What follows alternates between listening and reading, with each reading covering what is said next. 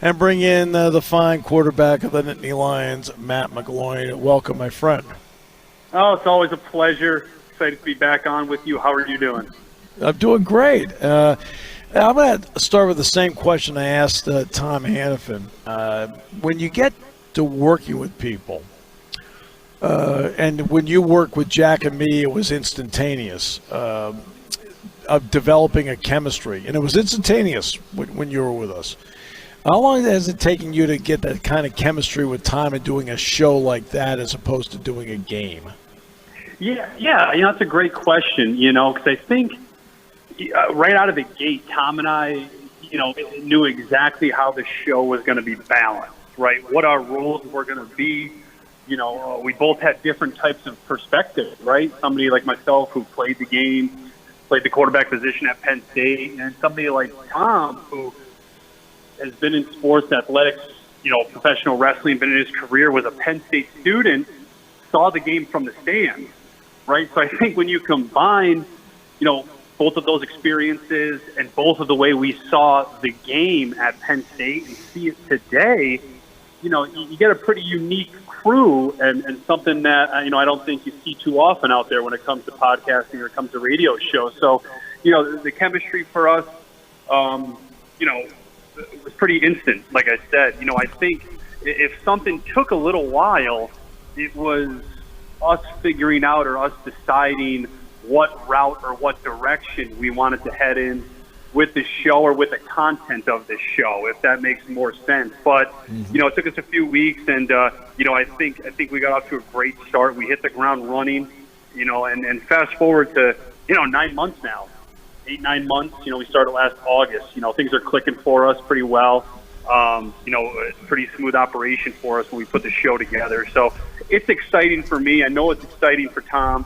To have the opportunity to talk about Penn State football on a weekly basis, to be able to talk to so many great Penn State athletes, right, former players, to be able to catch up with those guys and keep in touch with those guys. And not only that, but to have them respond to us in such a positive way where they're willing to take time out of their daily schedule to come on and jump on, for 35 or 40 minutes with us and talk about the current state of the program, talk about their career, what they're doing now, things like that. So it's been fantastic.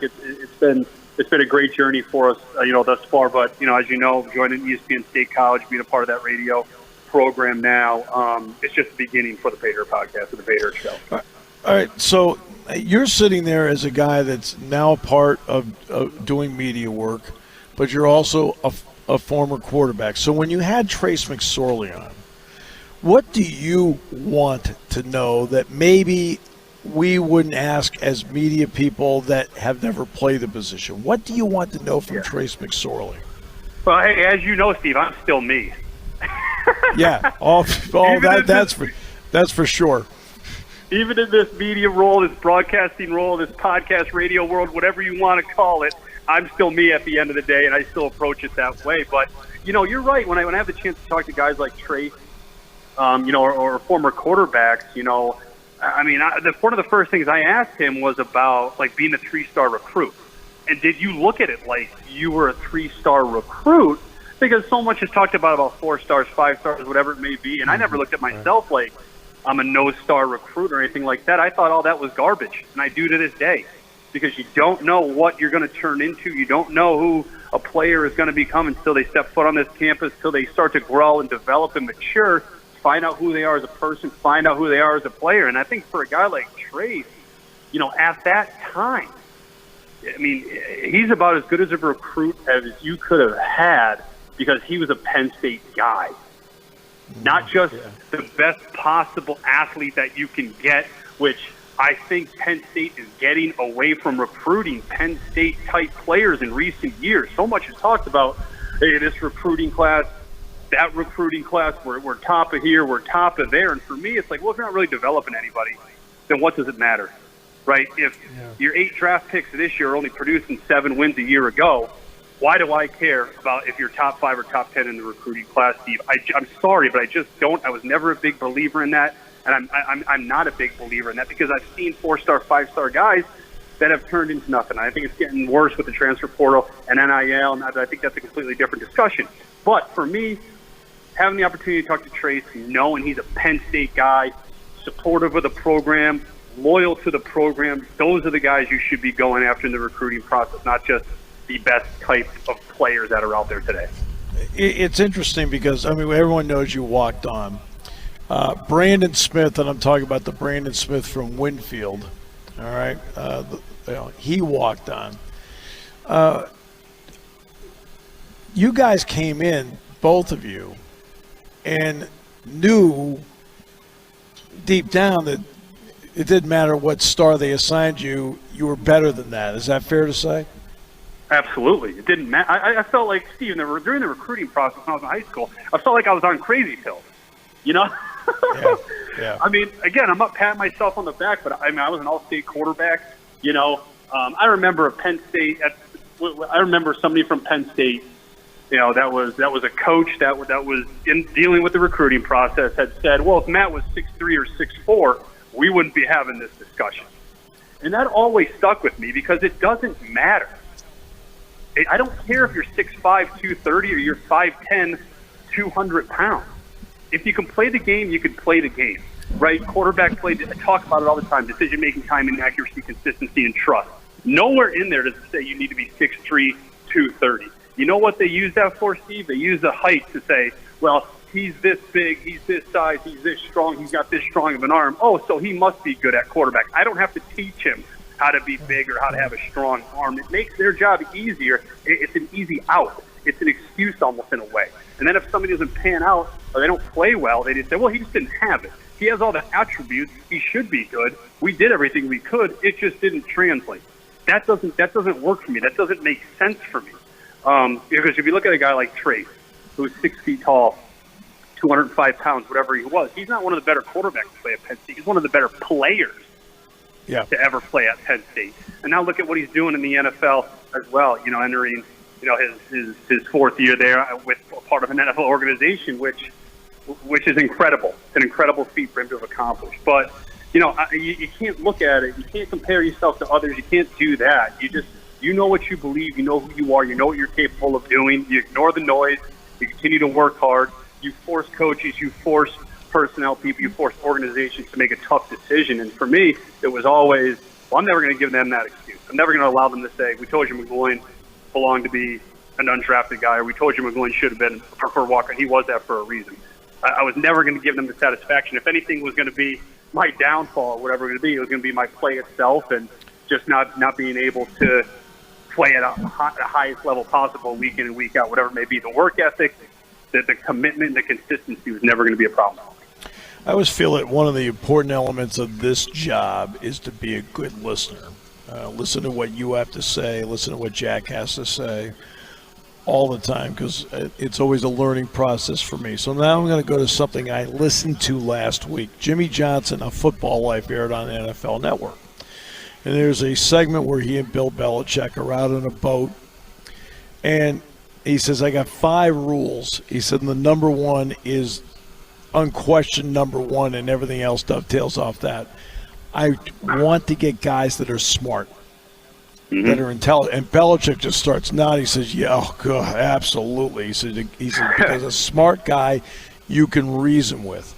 How important do you think that element is in today's sports, whether you're recruiting or whether you're drafting, that you start out with, before you get to the other numbers, how smart somebody is? Especially for quarterbacks or whatever. And that's one of the only things that matters, is how smart a player is.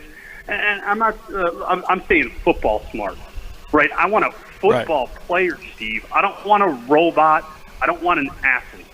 I want a kid that understands the game, that knows how to process the information, that knows what I'm asking him to do every single day.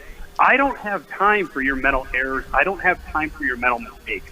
I can't have it. You're trying to the best teams are the one everybody's clicking. Everybody understands their job. Everybody embraces their job. Everybody accepts their role, knows their role, does it to the best of their ability. It's the guys where, you know, hey, Matt, get on the board. Tell me exactly what I need to do here, what exactly the defense is doing, what coverage it is, what protection we may need to get to. If they bring this, they bring that pressure. What are your outs, right? They throw something at you. What are you prepared for? That slows the game down. Everybody talks about the speed of the game. Everybody talks about, audible adjustments, things like that. But it's like, if you're well prepared, you know the system in and out, you know what your coach wants from you, you got a chance of being pretty successful on a play itself. So, and that's what do you think? That's what won me the job in 2012. Yeah, was knowing exactly right. what Bill O'Brien and Charlie Fisher wanted out of their quarterback every single day. And some of the best teams, some of the best quarterbacks, the best offenses are the ones where a head coach or an offensive coordinator can look and say, "Here are the keys, man. Go drive this car. Make it work for us. We trust you. We believe in you." And with that, man, when a coach believes in you, when a team believes in you, and your teammates believe in you, you're able to do incredible things. It gives you so much confidence. What percentage of plays did you think that you won at quarterback on a pre-snap read, where you knew just on the pre-snap read you had it? Well, it's funny. So many times you get to the line of scrimmage and you look at the defense and you go, "Gosh, dang it! I wish you were playing this because I would gash you guys here with this play we have right now." But with that being said, you got to be smart enough and patient enough, Steve, to know, you know what? We're going to live to play another down here. I'm going to get to the right play, a play where I can get positive yardage here. I'm going to save this play, put it in my back pocket, and when you play that defense, I'm going to absolutely gash you with this play that I have for you. I think that goes, and you understand situational football, things like that. Know when to take a chance, know when not to take a chance. 9 out of 10 times I'm walking to the line of scrimmage, I got a pretty good idea where I'm going with the football, right? If it's cover 2, cover 4, man, cover 3, whatever it may be, I know exactly where I'm supposed to go with the football. 1, 2, 3, balls out of my hand, right? Knowing when to take shots, knowing when to check it down. It's about the process, and every quarterback has a different process. And if that's what I can tell these quarterbacks at Penn State today is find what system works for you.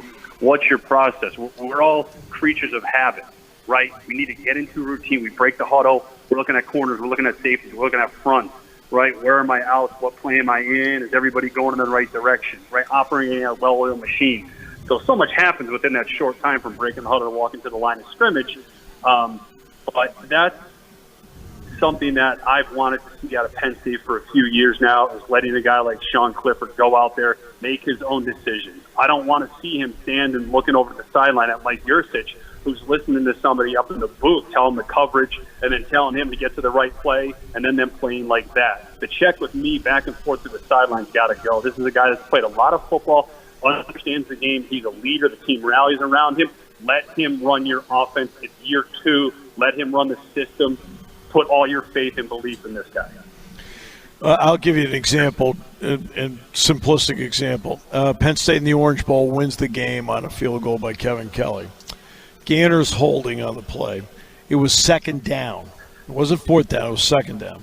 The call was a fake. They get up there. Ganner looks at it, and Florida State, which had been in the same spot all night on field goals, changed. And he changed and looked back and said, "We're kicking it."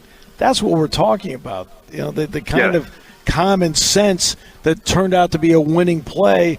And it's something that subtly almost nobody out here knows he did. I mean, how many people know that story?